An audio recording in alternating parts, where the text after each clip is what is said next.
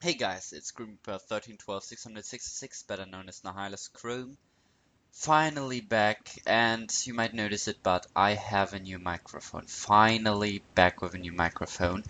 But my computer is fucked up at the moment. It's overheating all the time, so I just hope that it will finally work out and I get this reading done. I know it's supposed to be the Monday's reading, but I just had too much problems with my PC lately and I couldn't come around to do it. It's Wednesday here, so it's probably the day I'm gonna upload it. I hope you have fun because this will be the last chapter of at Sugarcube Corner, and after that are epilogues of the characters. I'm gonna do the epilogues too. I don't know if I want to do them in one part or if I'm going to do them in each part of their own. I'm gonna see that. If you guys have an idea of what I should read next for Mondays, please comment or send me PN or anything. I have a few ideas, but I want to know what you want to hear. Um, if you could like or fave whatever, just do it as you do always. So let's start with at Sugarcube Corner chapter 10. To be honest, I'm not really sure how much time passed. In between the screams and the occasional bouts of merciful unconsciousness I had, it took a lot of time to formulate a plan. The constant jabs and stabbings didn't exactly help either. Pinkie Pie was almost equally distracting, bouncing between myself, Fluttershy, and eventually Applejack when she woke up. Luna was reserved wholly for Nightmare Moon to torment. It seemed, though, that hardly stopped her from sparing us her less than tender attentions. The thing that wasn't dashy made Rarity take her first round on Applejack. Out of pure spite, I imagine. But it worked out. Despite the pain, it gave Rarity the opportunity to speak to both Fluttershy and Applejack, since they were right next to each other. To this day, I'll never know how she did it, hurting her friends while simultaneously giving them the slight glimmer of hope they needed to keep going. I think part of it was need to make up for giving in to whatever tortures Pinkie had visited on her when we first arrived in the hellhole. She needed to redeem herself in her own eyes as well as ours. I don't think she ever fully recovered from some of the things she had to do to us that night, even at the very end. Pinkie didn't really take much of a part in things, mostly bouncing around the room while singing or humming, sharpening tools and occasionally baking. I didn't want to know what went into the cupcakes she was cooking, but I had a fairly good idea, enough that I focused a good deal of effort on not thinking about it. Rarity leaned in after a while. "I've told them all everything," she said as I gasped in pain. She was running so long, a long, thin-bladed knife along my ribs. The pain was sharp and intense. Dash looked on with an evil sneer as she turned back to AJ, who was sobbing. "Really, Jack, I'm starting to get kinda tired of your constant apologizing. I mean, it's not like I'm ever going to forgive you," Dash said cruelly as she took a pair of tongs to the spike she'd driven into Applejack's right foreleg and violently tore it out. "Uh, I know, but I say it all the same time, Dashy," she huffed through what I knew must have been excruciating pain. Dash glared for a moment before turning and bucking Applejack in the chest hard enough to splinter ribs. Crack! Applejack coughed up blood and struggled to get air into the rune. The blow had probably left off her lungs. As always, though, her breathing evened and she coughed out. "You're getting pretty good, Dash.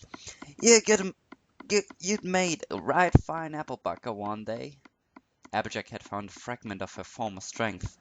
Even in the small condition she was in, I felt some small relief.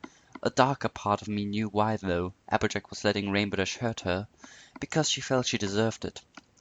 The pain, the wrath of Dash, was payment, something Earth ponies had a tendency to believe in wholeheartedly, that all debts must be repaid. Each blow, each red-hot spike, each cut bled out some of the debt AJ felt she owed to Dash, and, as sick as it was, it seemed to be helping. I took whatever I could at that point. I turned back to Rarity as she finished. I had long since run out of tears, and my screams were born more of defiance than pain anymore. I knew they'd set up their inflictions soon. They couldn't remain amused by this forever. I had to act fast. Rarity, when I give the signal, you do as I instructed. Go, get ready, I whispered to her. I had to time my speech carefully. Nightmare Moon was very keen-eared, but Fluttershy seemed to be playing her part as distraction well. I don't know if I'll ever feel forgiven for the horrors I knew Nightmare Moon must have visited on her, but I trusted my friend Fluttershy was stronger than AJ in her own way. Rarity nodded, almost invisibly. No eye contact, nothing sorry guys, nothing perceptible. Good girl. Really sorry guys, that sentence went away from me. Just rewind. Rarity nodded almost invisibly. No eye contact. Nothing perceptible. Good girl. I silently gave thanks again for Rarity's knack for subtlety. She turned and pulled a card up next to the table. On it she methodically placed several of the thin blades, each of varying length, each in perfect order. She added a number of the smaller cleavers, spikes, a chisel, and a hammer. "What the hey are you doing, Prissy Hooves?" Dash came over and watched her work. Celestia bless her, but she didn't bat an eyelash. "Getting ready for the next round, dear," she answered, not pausing in her work. "Man, you're really getting into this." Rarity looked up with ice in her eyes. "Something like that." Dash narrowed her eyes at that. Nightmare Moon's back was turned, and Pinkie Pie was about to pass behind Rarity. I tapped my back hoof twice. Dash's eyes went wide. She realized what was going on, but too late, and for a brief moment Rarity glowed like a goddess. Every inch of her coat shone like a opalescent fire. Rarity never had the power I did, or even the power that most unicorns would call their birthright. She had skill and finesse that suited her work, but raw strength was something she'd always lacked. Not that you could tell in that instant. It was forced telekinesis spell that would have made Celestia proud. The blades didn't even need to rise, they fired out like shots from a cannon, skewering Dash. Rarity's back legs kicked out and floored Pinkie as she passed. The cleavers flew out perfectly and cut the bonds restraining me. My magic flooded back to me, and with the familiar headache, but I knew what it was now. I knew that I could fight it. "You stupid little!" Dash barely had time to shout before another blade neatly severed her vocal cords.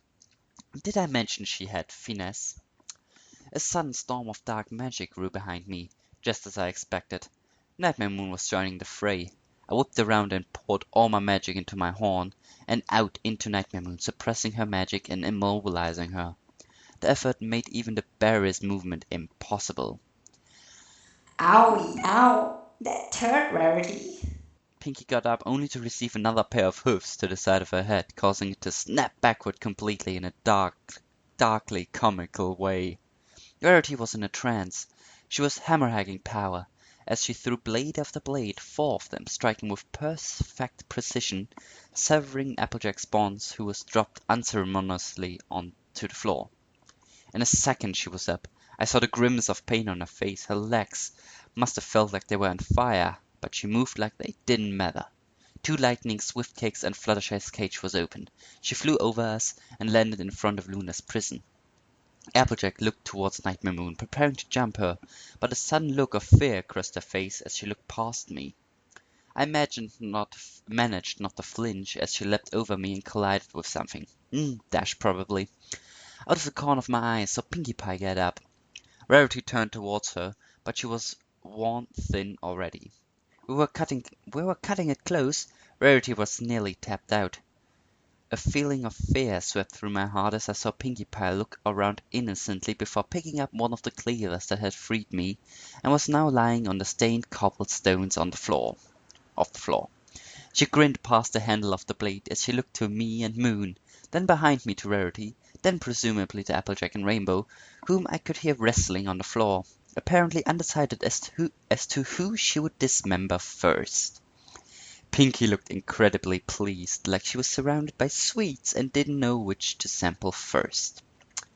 Rarity's knees were shaking from exhaustion, her eyes were barely staying focused. It was over. I turned back to Nightmare Moon, determined to push one last burst through when I heard the whisk of a well-sharpened blade being thrown. My hopes fell. Then the cleaver lodged itself in Nightmare Moon's skull with a sickening crunch. Her eyes glazed over, and the pent-up force sent her rocketing back into the stone wall like a rag doll. I heard bones snap and crack, but even as she fell to the floor I saw the bones sliding back into place, pure hate bleeding through her gaze. "Go on, silly filly, this party was getting boring anyway," Pinkie Pie said with a goofy smile. I could only blink in disbelief. She whipped another blade down, and it landed neatly between Rainbow's eyes, stopping her from the moment AJ needed to snatch a length of ragged rope from the counter to secure her. Fluttershy staggered past, carrying Luna out the door, and she did Pinkie Pie a turn. As she did, Pinkie Pie turned towards her. "Luna, don't feel too bad, Kay. It's not like I really fought back," she said with one of those small, knowing Pinkie Pie smiles. Luna only stared, her eyes wide and filled with tears. I, I'm so sorry," she whispered, as she went past on Fluttershy's back as Pinkie grinned. I just nodded, and we raced out as fast as we could with Applejack carrying Rarity and Fluttershy carrying Luna. The last I saw of Pinkie Pie, she was picking up another sharp blade and smiling maniacally as she kicked the door shut. The last thing I heard from that room was Nightmare Moon roaring in rage. We made it up the stairs and staggered into the grey light of the hallway. I knew where we were now. I'd walked these halls 1,000 times over more than a decade. We ran like hell was on our hoofs. It probably was now that I think about it. We made it to the throne room though, and I could hear it, a soft humming in my mind. "Girls, I need your help, just like before when we used the elements of harmony. I need you all," I said. They all nodded, even Luna. They closed their eyes and I reached out to them. Our connection was as strong as ever. The elements gave us power, but it was our friendship that linked us together.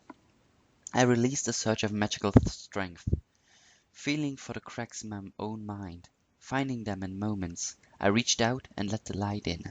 It was like the first rays of dawn falling through an attic window after years of neglect. Dust scattered at a sudden breeze, ancient books and chests were illuminated. I breathed in as the headache faded. A loving voice fell on my ears. "Finally, my dearest Twilight, come, we are leaving." Celestia's voice carried us all away, and blissful darkness swept over us. I awoke a good while later in a bed made for a queen or princess in this case. I was in Celestia's private chambers. My friends all slept peacefully around me in what I imagined was likely a magic-induced and mercifully dreamless sleep. Celestia was lying down on the floor by the bed, snoozing too, although that was probably just plain old exhaustion. I knew what she'd been doing, and how difficult it must have been to get even those scant messages through to me in that place like she had done, waking the memories in my mind that would give us all a fighting chance. She stirred quietly and looked up at me. "Ah, there you are, back at last," she said, genuinely pleased. I nodded. "Teacher, I'm sorry. I was ashamed if I had come to you earlier," I said, unable to meet her gaze. Celestia shook her head gracefully. "No, Twilight. It is I that should have come to you. I knew something was wrong, but in my desire to believe you were right, I blinded myself to what should have been obvious." By now the others were waking. Applejack at first, then Fluttershy and Luna. Rarity was the last to come to, but not by much. I opened my mouth, but Celeste interrupted me with a hoof. "No, Twilight, this is my responsibility. We had no reason to think that what was going on was any more than nightmares and shock. Had I been more attentive, I would have noticed the power you had begun to leak." Leak?" I said hesitantly. I had guessed that whatever had happened was connected to me, but I hadn't been able to figure out why. "Please, Celestia, I need to know. What happened? Where were we, and what did I do?" I asked hesitantly. I knew wasn't going to I knew I wasn't going to like the answer, but I had to know, for my own peace of mind. Celestia nodded. First, I should tell you, Twilight, you have more power than you believe. In fact, in that contest of pure magical strength, you probably outmatch me by a healthy stride, she said with a smile. My jaw dropped at this revelation. Me? Stronger than the princess? Of course, what you lack is control, and that is, in the end, what led us to this whole matter. I started I started to feel my heart plummet, but seemingly hearing my thoughts, Celestia shook her head. No, Twilight, don't blame yourself. There was no way you could have been any more controlled than you are now. In fact, you've far exceeded my expectations. I thought it would take another few years of training to bring you to where you are now. No, the fault lies with me. I am your teacher, and it is my duty to know your limits better than you do, and in that I failed. With those words, Celestia bowed her head in apology for each of us in turn.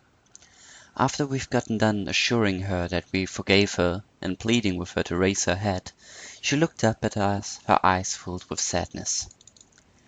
Luna told me that she explained curses to you. Is that right? We each nodded to this. So you know, then, that curses require a great deal of hate, but you may not realize that hatred need not necessarily be directed outward. I squinted my eyes at this, trying to understand what she was getting at. Rarity only took a moment before she gasped. I followed on her hoofs. You don't mean... I started, horror dawning on my face. Yes, Twilight. Combined trauma of losing two of your closest friends, the revelation that one of them was a murderer, with your overdeveloped responsibility complex, and you have the ingredients you need for self-hatred. Her head fell as she continued, unable to meet our eyes. You know that when a great trauma occurs in a unicorn's life, it can affect their magic, turning it wild or causing it to vanish entirely, as they lose the will to use it correct.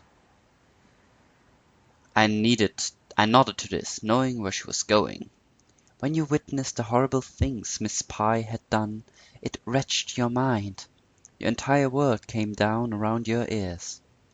In a sense, your mind cracked and your power leaked through it. It reacted to your hatred, becoming a curse all its own. You felt that you needed to be punished for failing to see Pinkie Pie's descent into madness, so you unconsciously called up an apparition that would deliver the torment you were convinced you deserved. Once you were with your friends, the curse became even stronger, feeding off their own self-hatred, creating a world where their punishment awaited them. It wasn't until you went to see my sister, however, that things became truly terrible. Luna bowed her own head at this. I committed a terrible sin, not only using my magic to kill, but using it to force her to do something so horrific. I couldn't handle it. I imagined myself not better than Nightmare Moon, and it was killing me.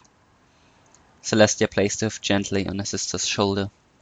When you went to see Luna, the curse discovered yet another source of hatred. Only this one had the power of a goddess. Luna flinched. It's okay, dear. You couldn't have known. She turned back to us and continued. When the curse moved to Luna, it found a source of divine power. Combined with our own, it was enough to rip a hole in the fabric of what was real. It briefly connected Sugarcube Corner, where the source of all the hatred had laid dormant until then, to that place the curse had slowly opened up to. It used Twilight's mind and memories as a template to craft a gate to a place where all the torments you felt you deserved would be ready and waiting for you, and the apparitions that dwelt there were only too happy to come and retrieve you. Celestia, when we finally did escape, Pinkie Pie, she helped us. She even forgave Luna in that weird Pinkie Pie way for killing her. Does that mean she was real? I asked. I had dreaded asking this question, remembering what I had done to her in the hallway. Celestia looked pensive for a moment before answering. I don't know for sure, Twilight. Given the staggering amount of power you hold, and the fact that you were the progenitor of the curse, it's possible that something more than a mere apparition came from that phantasmal realm. But the rest of them? I asked hesitantly. Luna told me of the Rainbow Dash and Nightmare Moon, and while my sister's powers being near my own gives me suspicious about Moon, Rainbow Dash was most likely just a shadow. All the hatred and blame you imagined her spirit must hold over you given flesh. I breathed a sigh of relief. Out of all of them she had been the hardest to see. Really, it was everything I imagined her in my worst nightmares, after what happened at Sugarcube Corner. So, those headaches? I asked softly, already suspecting the answer. Were the side effects from the power leaking through the walls of your mind? I believed that the ruined Candlelight Castle represented the decay that the curse was inflicting on your sanity. I nodded. I had been right then. The whole time it had been my own power sustaining that place, which led me to my final question, one I need to know. Princess, I need to ask, where were we? At this Celestia sighed as though she had known the question was coming. To be honest, Twilight, I don't really truly know. There are a number of places outside this world, and a few of them are known to me. That place you were in was a real place, though, perhaps created by your power, but where it was I truly do not know. So, so it wasn't all in my head, which had been the answer I was expecting. Celestia smiled sadly and shook her head. No, my dear, it wasn't. When you five vanished, all of Sugarcube Corner, and much of the surrounding block was caught in a slipstream of magical energy. It took all of my strength and skill to penetrate even the small amount that I managed. The stream led somewhere, but I don't know where. It was all I could do to cast you my thoughts out and try to reach out to you across the illimitable distance. You are very fortunate that Spike had presence of mind to send for me. The slipstream had little to no presence. It was a sinkhole rather than having an energy of its own. I may not have noticed until the morning when I rose with the sun. I mentally thanked Spike, reminded myself to bring him a huge bushel of gemstones. Princess, am I still? I started. This was the question I was truly dreading the answer to, above all others. Cursed? She guessed. No, not as far as I can tell. I used my own magic to cleanse the curse from you, and if I had to venture a guess, I'd say that when you were in there, you not only found it in your hearts to forgive each other, but on some degree to forgive yourselves.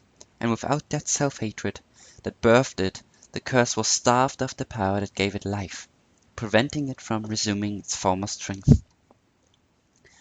I released a breath I hadn't even realized I'd been holding. I wasn't crazy. I wasn't cursed. And we had all made it out. Tears started falling again, tears of relief and happiness this time.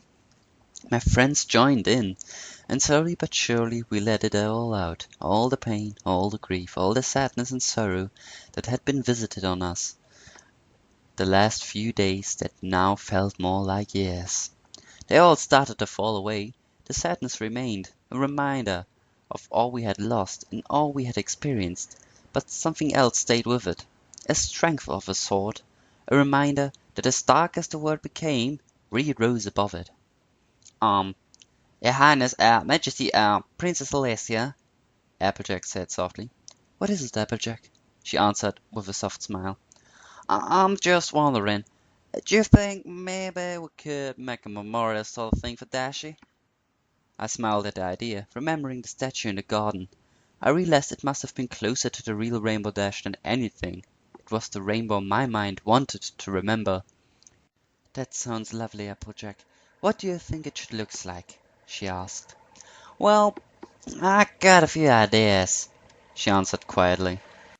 So guys, this was at Sugarcube Corner, the final chapter.